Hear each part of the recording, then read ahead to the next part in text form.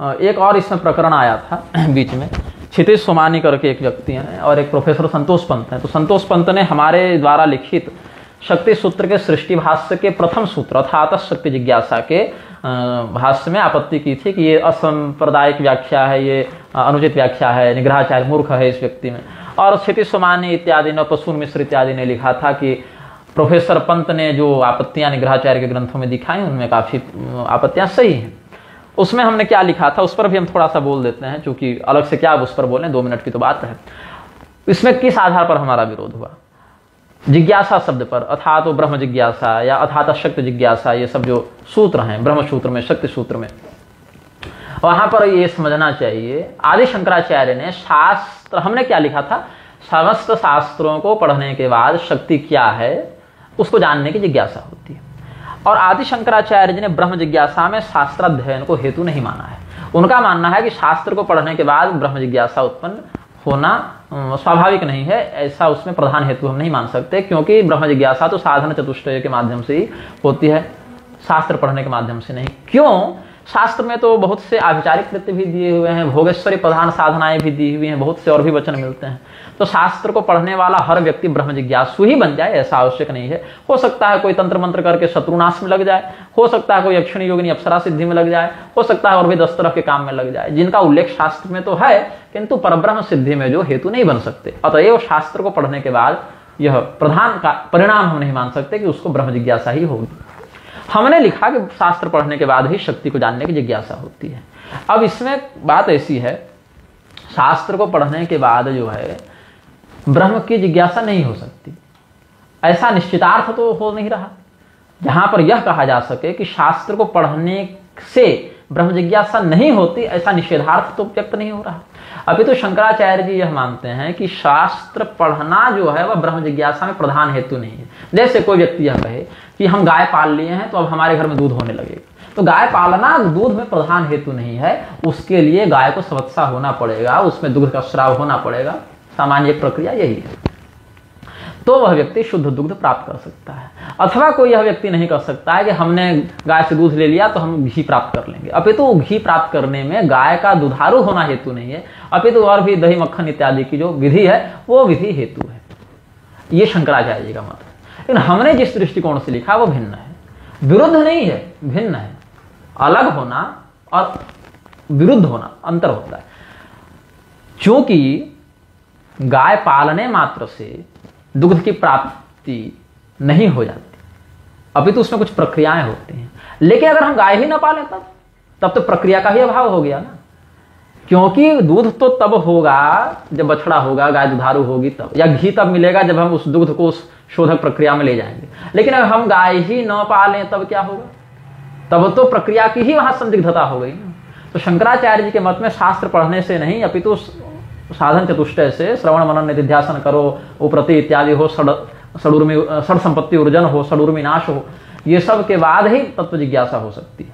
लेकिन वो तब ना होगा जब कम से कम उसको पता हो क्या श्रवण करे, उसको पता हो क्या मनन करे, उसको पता हो किसका निधिध्यासन करे, उसको पता हो क्या षड संपत्ति है, उसका अर्जन कैसे हो। ये सब कहां से पता चलेगा? शास्त्र से ही तो पता चलेगा। गाय पाल लेने से दूध नहीं मिलता, सत्य है, उसके लिए प्रक्रिया और है। लेकिन अगर गाय ही ना पाली जाए तब भी तो दुग्ध की प्राप्ति के साथ प्रक्रिया प्राप्ति भी असंभव हो जाती है। तो हमने इस दृष्टिकोण से लिखा।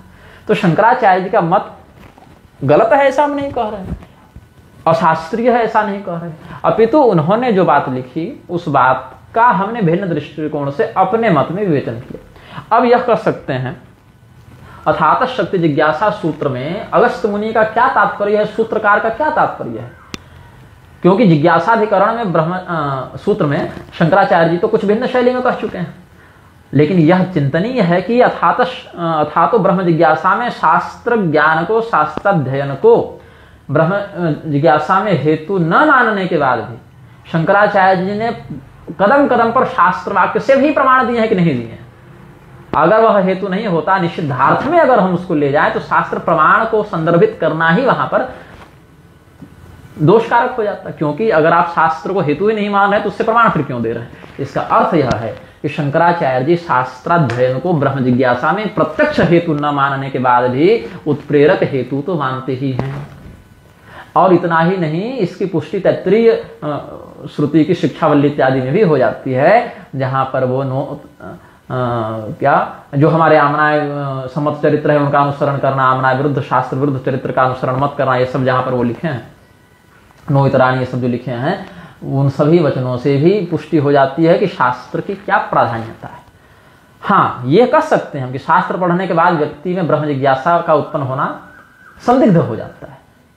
नहीं कह सकते कि वह ब्रह्म जिज्ञासु ही होगा, लेकिन जो शास्त्र पढ़ा ही नहीं, क्या उसमें ऐसी बात देखने को मिलेगी। और रही बात शक्ति जिज्ञासा के संदर्भ में, तो वेदव्यास जी को आप क्या मानते हैं, शास्त्रज्ञ मानेंगे कि नहीं मानेंगे? ब्रह्मसूत्रकार वेदव्यास जी जब समस्त शास्त्रों का अध्ययन कर चुके थे या उनका उपदेश कर चुके थे, उसके बाद भी शक्ति जिज्ञासा करने के लिए वो तपस्या किए हैं कि नहीं किए हैं? उसके बाद ब्रह्मलोक जाकर चतुश्लोकी महाभागवत प्राप्त किए हैं कि नहीं किए हैं? महाभागवतों को पुराण में आप देख लें, ये प्रमाण मिल जाएगा। इससे भी इस सूत्र के मेरे द्वारा लिखे भाष्य की सार्थकता सिद्ध होती है कि समस्त शास्त्रों को जानने वाले ब्रह्मसूत्रकार वेदव्यास जी भी शास्त्राध्ययन के बाद जाकर शक्ति जिज्ञासा करते हैं। ये शिष्टाचार भी इस भाष्यार्थ में प्रमाण है। अब कहें कि अगस्त जी का क्या तात्पर्य था, तो अगर अगस्त जी का सूत्रकार का तात्पर्य हमारे भाष्य से संगत नहीं है, तो इसका बोध आपको कैसे हुआ? क्या सूत्रकार ने स्वयं बताया? नहीं बताया। तो वेदव्यास जी का सच्चरित्र ही हमारे भाष्यार्थ में प्रमाण है। अब अगर ऐसा नहीं होता है तो आप कोई दूसरा प्रमाण प्रस्तुत कर सकते हैं, लेकिन उसमें भी यह चिंतनीय होगा आपके लिए कि शास्त्राध्ययन करने का प्रधान हेतु अगर ब्रह्म जिज्ञासा को नहीं मानेंगे, तो ब्रह्म जिज्ञासा के अवरोधक के रूप में भी उसके प्रधान हेतु का खंडन ही होता है।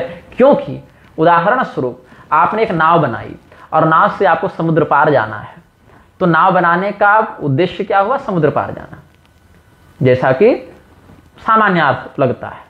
लेकिन ऐसा भी देखा गया है कि नाव पर बैठकर चलने वाला हर व्यक्ति समुद्र पार होने में सफल नहीं होता है। कुछ लोग बीच में डूब जाते हैं। लेकिन जो लोग डूब जाते हैं, जब वो नाव पर बैठे थे या नाव बना रहे थे, तब उनका उद्देश्य यह नहीं होता कि हाँ भैया चलो एक नाव बनाते हैं क्योंकि समुद्र में डूबकर मरने का लक्ष्य प्राप्त करना है। नहीं, उनका लक्ष्य होता है कि हम पार चले जाएं, समुद्र पार हो जाएं, यह उनका उद्देश्य होता है। ऐसे ही शास्त्र पढ़ने का उद्देश्य गुरु यह नहीं बताता शिष्य को कि हे शिष्य तुम मुग्ध बने रहो, तुम शास्त्र को पढ़ने का प्रधान हेतु संसार में फंसे रहना जानो। अपितु गुरु जब शास्त्र का उपदेश करते हैं तो शास्त्राध्ययन का हेतु मोक्ष को ही बताते हैं। शिष्य भले मोक्ष मार्ग में तात्कालिक रूप से प्रवृत्त न हो, लेकिन उद्देश्य शास्त्र का वही है। जैसे घर में कोई व्यक्ति चाकू खरीद कर लाए, तो उसका उद्देश्य सामान्यतः फल सब्जी इत्यादि ही काटना होता है। कटने को, सब्जी काटने के समय हाथ भी कट सकता है, लेकिन वहां प्रमाद कारण है। वहां पर चाकू खरीदने के समय वह संकल्प नहीं करता कि हम आज घर जाके अपना हाथ काटेंगे, और अगर वह ऐसा कर रहा है तो दुर्बुद्धि ही माना जाएगा। उसका उद्देश्य तो है मैं फल काटूंगा, लेकिन कटने समय प्रमादवशात या प्रारब्धवशात हाथ कट सकता है, तो ये प्रमाद का लक्षण है। ऐसे ही शास्त्र के संदर्भ में भी समझना चाहिए। शास्त्र के अध्ययन का उद्देश्य यह नहीं है कि हम भोग विलास में डूबे रहें, अपितु उद्देश्य है ब्रह्म सन्निधि। लेकिन अगर उसमें वह ब्रह्म सानिध्य नहीं घटित होता है, तो यह समझना चाहिए कि पूर्ण शास्त्रीय तात्पर्य को समझने में कहीं उसका अभी बोध कम जा रहा है। तो जो भी साधन चतुष्टय आदि हैं, उनकी प्रवृत्ति प्रक्रिया सिद्धि तो शास्त्राध्ययन के अनंतर ही होगी, शास्त्र निषेध करके नहीं होगी। इतना ही हमारे कहने का तात्पर्य है। शंकराचार्य जी ने अपने चिंतन से उसका अर्थ लिखा, हमने अपने चिंतन से लिखा। हमने यह जो चिंतन व्यक्त किया, इसमें हमने यह नहीं कहा कि शंकराचार्य जी ने गलत लिखा या सही लिखा। हमने उनके मत को बिना तोड़े हुए, बिना उसका तिरस्कार किए, स्वपक्ष में अपनी बात रखी। अब इसमें यह है कि क्षितिज सोमानी इत्यादि लोग, अद्वैत मतावलंबी लोग यह मानते हैं कि ब्रह्मसूत्र पर भाष्य लिखने का एकाधिकार केवल अद्वैतियों का है। शंकराचार्य जी लिख चुके हैं, बाकी लोग वृत्ति टीकाएं अपना प्रसारित कर ही रहे हैं। तो अन्य रामानुजाचार्य आदि भाष्यकारों को तो ये ब्रह्मसूत्र के भाष्यकार के रूप में अधिकृत ही नहीं मानते। अब ये बात अलग है कि भगवती शारदा ने जब श्री भाष्य का अवलोकन किया तो शारदा शोकनाशना ऐसा वरद प्रदान किया है कि ये शारदा के शोक का नाश करने वाला भाष्य है। और चलिए, भुसुंडी रामायण में भी भगवान श्री रामचंद्र जी ने उत्तरखंड में लक्ष्मण जी को भाष्यकर्ता मदागमे ऐसा संबोधित किया है कि आप हमारे आगम के भाष्यकर्ता हैं। अब यहां पर अगर यह कहें, वही लक्ष्मण जी शेषनाग ही, संकर्षण ही रामानुजाचार्य जी के रूप में आया, यह शास्त्र सिद्ध बात है। अब अगर यह कहें कि मदागमे कहा, मतसूत्रे तो नहीं कहा, ब्रह्मसूत्र तो नहीं कहा, आगम कहा, तो भी यहाँ यह बात है कि उद्धरतुम लक्ष्मणो योगी कृत्वा श्री भाष्य उत्तमम कहकर भार्गवो को पुराण में वेदव्यास जी ने, जो ब्रह्मसूत्रकार वेदव्यास जी हैं, उन्होंने उत्तम श्री भाष्यकार के रूप में रामानुजाचार्य जी का स्मरण किया है। यह चिंतनीय है। तो इसका अर्थ है एक ही सूत्र का तात्पर्य जहां पर विरुद्धार्थ में रामानुजाचार्य और शंकराचार्य जी ने लगाया, वहां पर ब्रह्मसूत्रकार वेदव्यास जी का ही जो मत है वह यह कहता है श्री भाष्य भी उत्तम भाष्यों की कोटि में गिना जा सकता है। वह संप्रदायिक अर्थ का प्रकाशन विशिष्टाद्वैत के संदर्भ में कर सकता है। हाँ, हम यह अवश्य कहेंगे कि अद्वैत मत का जब हम चिंतन करेंगे तो वहां श्री भाष्य को पूर्ण प्रामाणिक मानकर हम चिंतन नहीं करेंगे, और जहां पर हम द्वैत मतावलंबन करेंगे वहां पर शारीरिक भाष्य को लेकर नहीं करेंगे। यह स्वसंप्रदायिक बात होती है, लेकिन हम यह नहीं कर सकते कि अगला भाष्य करने का अधिकार ही नहीं रखते, उन्होंने भाष्य अनधिकृत रूप से कर दिया, ऐसा नहीं कर सकते। स्वसंप्रदाय संतुष्टि के निमित्त, दर्शन संतोष के निमित्त हम उस भाष्य को अलग अलग विभिन्न दर्शनों में प्रमाण नहीं मान सकते, ये बात है, लेकिन लिख ही नहीं सकते, ये कहना अतिवाद की कोटि में हम रखते हैं। तो ये सब बातें हमने कही।